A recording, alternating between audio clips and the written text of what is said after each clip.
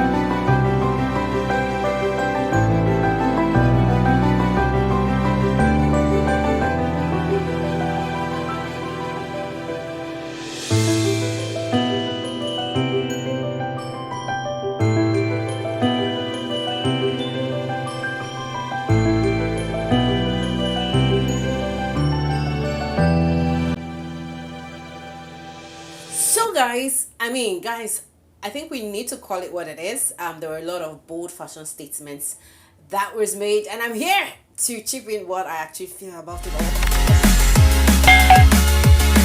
Now, guys, I'm going to say something. The reality stars are really killing it. I'm not even going to lie. And let's mention the 10.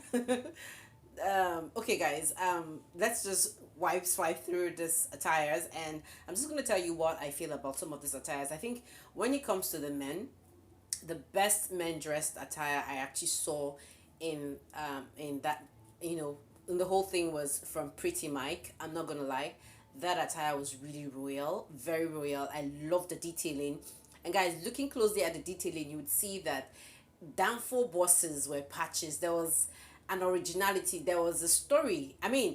Guys, fashion is all about expression, telling the story, appearing, saying something in your fashion. And it's all about making a fashion statement. And Pretty Mike actually made a bold statement. With his fashion, I liked the fact that Tiannah was the one that styled him. When we look at Derele, the whole globes, the whole lampstand thing all over his body just looks like, okay, this guy lights up a room. He's the life of the party. It kind of talks about his personality. Like, guys, really, when we look at the overwhelming dresses for the night, we can't even take out Pretty Mike out. We can't take out Den really out. This were really overwhelming quotes that really, really like share the deep message. So the 10 biggest attires that blew our minds. Guys, I'm literally using the word overwhelming and underwhelming. I borrowed these words from the last episode we watched of The Real Housewives, where Chioma said something about attires being underwhelming. So I'm not gonna say badly dressed. I think everybody that came to the show looked amazing, but some were just underwhelming and some were overwhelming. And basically, this is just what I'm just gonna use to categorize the dresses. So for me, when it comes to the guys, of course, Pretty Mike stole the show, followed by Dan Riley. Yeah, people can say it was dramatic, but I think it's a fashion statement. I'm not gonna lie, Neil Lawal stole the show, and he did look amazing. Pere did not disappoint. Guys, Saga nailed it. Emmanuel came through looking good as usual. I'm not even gonna lie, I was actually surprised that earrings could dress very good and well, like had good taste. Guys, for all those guys, it's a big, big, big check. It's a 3-star check for me. And when we look at the attire, who do you think I should have added to the list? Of course, you guys, I cannot add Ibuka. I cannot add 2K. These guys are already some of the hosts, so I'm not even gonna put them. But guys, some of those couples appeared and they really looked smashing. Take a look at some of the couples. Guys, literally looking at these couples, who would you say you would not mind to rock the attire? I think Mike and, this damsel looked pretty good. It was good to see them.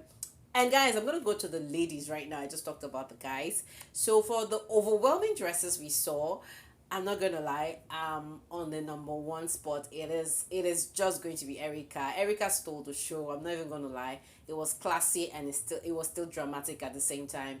The second person who actually made heads turn is Ifunada. I'm not even gonna lie. And of course, guys, we're not going to take it away from Tasha. Tasha stole the show too. She looked gorgeous, amazing, drop dead gorgeous. That was what Tasha looked like. The other person we're not going to take it away from, guys, is James Brown. James Brown was rocking it. And, I know a lot of this attires, people were complaining that, okay, where's the African touch?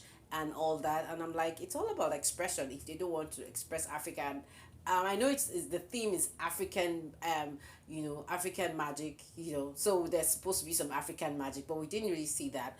Maybe in the next show, in the next episode, we'll probably will see that, but we didn't really see a lot of African touch. But I think I saw some from Medlin Boss herself, in what she was wearing. It kind of, I think I like the fact that she presented the African culture in her own personal attire. So, moving forward for the ladies, I'm not gonna lie, Caroline Hutchins nailed it again. She is drop dead gorgeous. She really did look breathtaking. I'm not even gonna lie. And guys, Osas literally, with all this whole show of dressing, Osas literally won the best dress and also won the best actress for her movie role. I mean, it was just glamorous. It was a glamorous night, and I think I liked it. And guys, I'm not gonna lie, there were so many underwhelming dresses. I didn't really like what Licorice was wearing. I felt like it was just too simple. I didn't like what Mercy K was wearing. I felt it was too simple. I didn't really feel Alex's dressing. I felt like, ugh. I didn't feel Sasuke's dressing. I don't know, man, but this is just me keeping it real. Let me know your thoughts in the comment section. This was just literally my thoughts about those dresses. Who do you think I would have added on the list of overwhelming or underwhelming? Let me know in the comment section. And guys, moving back to the first conversation we had earlier, would you pay $100,000 to get dressed, to get styled, to just glam, to look glam for a night? I mean, would you seriously do that? I mean, I know this life is not balanced. Some people are struggling to pay medical bills of $1,000. Some people can afford $100,000 to look good. But I'm not here to discriminate. I think it's all about taking care of yourself, giving yourself the self-love. A lot of people are dragging Ifunada. They're saying, you know what, you're clout chasing, you're busy talking about trends, your hometown looks like shit. I don't know, but people have been dragging Ifunada, and I'm like, you guys, maybe she brought it to herself by dragging people, telling people not to talk about her dress. I mean, you made a fashion statement, you should allow people to talk about it. I mean, you just turned deaf ears to it. I don't know, but it's just been very, very funny, and it's been funny, that's the word I'm going to use, watching the whole trend unfold, the dragging, the Venita, say, you know what, I don't want to tag anybody because I want to trend alone. It's just been very hilarious. I mean, so many of your faves came out. I mean, Nini was looking quite amazing. I'm not gonna lie, but a lot of them looked good. That's just it. I mean, the summary of it is, we are killing it when it comes to making fashion statements in Nigeria. If you guys are feeling us from any other part of an African country, from any part of the world, let me know what you think about African fashion, the glam and glitz that we all try to hype so much. Let me honestly know your thoughts about that. Guys, I felt like I just needed to talk about this because, I mean, you guys know I love fashion. And of course, it was quite nice talking about it. I mean, some of us are too broke to wear things like this. I mean, but we can criticize, you know. Anyways, guys, it is what it is. Thank you so much for your watch time. I'm going to see you all in another video. For now, thank you so much. But you guys, which of the attires would you be willing to rock? Let me know in the comment section. For me, I think I'm going to rock Tasha's dress. I really loved Tasha's dress. It was just cool, classy, not too many drama, and it still was glam and glitz. Let me know your thoughts, and who would you want to style you, Tiannah or Medlin Boss? You guys are just keeping it real, and I'll see you all in my next video. For now, ciao ciao guys.